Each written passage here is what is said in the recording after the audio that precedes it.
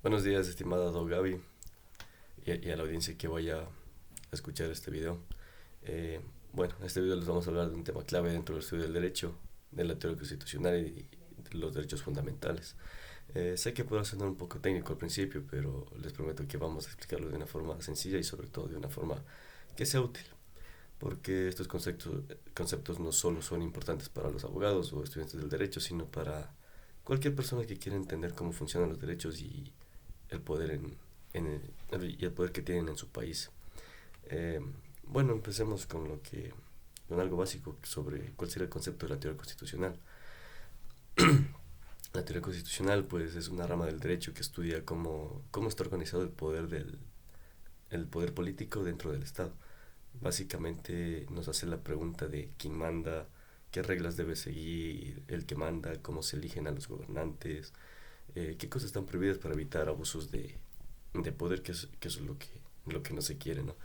Entonces todo esto está escrito y organizado dentro de la Constitución, que como ya sabemos es la norma más alta dentro de un país. Se puede decir que es como el manual de instrucciones del sistema político y legal.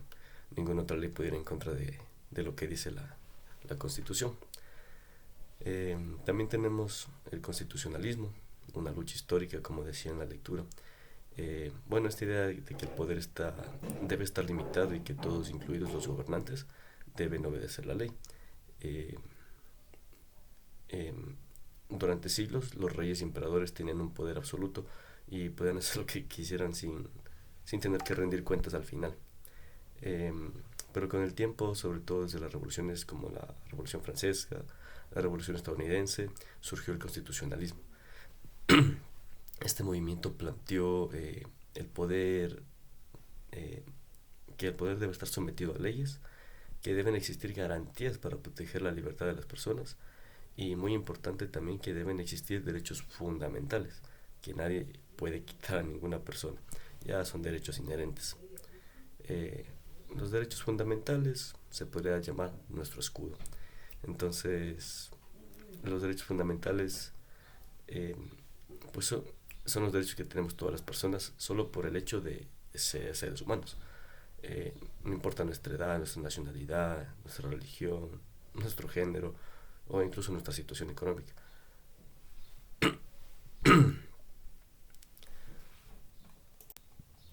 En el documento que nos adjuntó también podemos ver que habían tres generaciones de derechos fundamentales.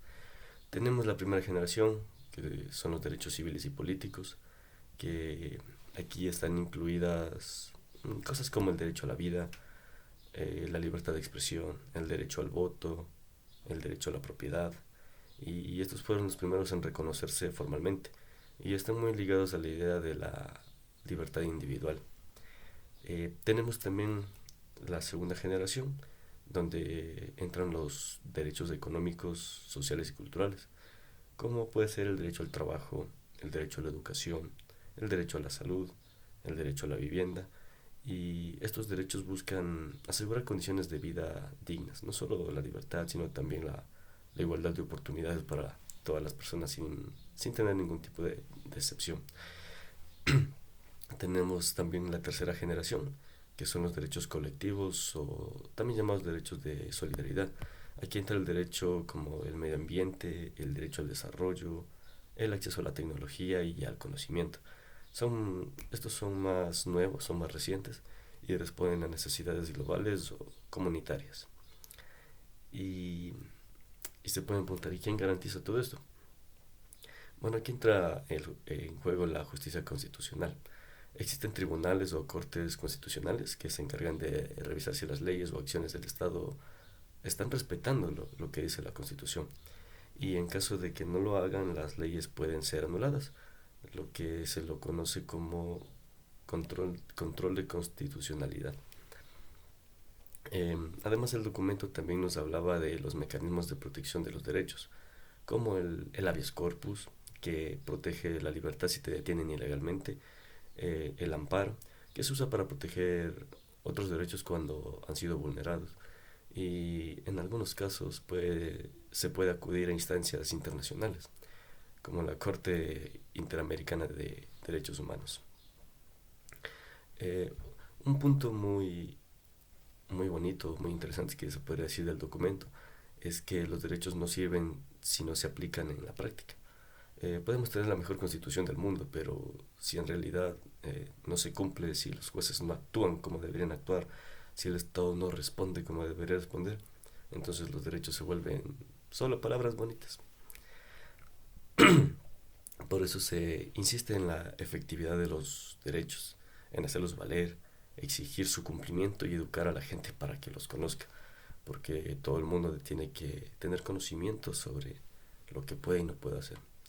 Y bueno, en resumen sería que el documento es una guía que nos ha ayudado a entender sobre qué es la Constitución, por qué es tan importante limitar el poder del Estado, cómo nacen y evolucionan los derechos fundamentales y lo esencial que es tener instituciones que hagan respetar estos derechos, porque si no hubieran estas instituciones sería todo el poder del Estado y tendríamos un Estado autoritario, tendríamos, incluso podríamos llegar a una dictadura, que eso es lo que menos se quiere dentro de un país. Entonces, eso es lo que yo he podido entender de la lectura. Muchísimas gracias a todos los oyentes que me escucharon dentro de este corto video. Y muchas gracias.